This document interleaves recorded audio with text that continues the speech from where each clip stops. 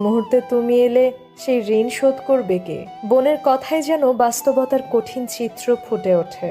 ছেলেটি ফোন রেখে দেয়, বুকের ভেতর চাপা কষ্ট অনুভব করে।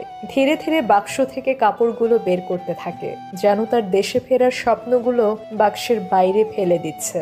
রুমমেট বন্ধুটি এগিয়ে আসে। ভাই, বোনের বিয়েতে দেশে যাবে বলে এত আয়োজন, এখন আবার সব গুটিয়ে নিচ্ছ কেন?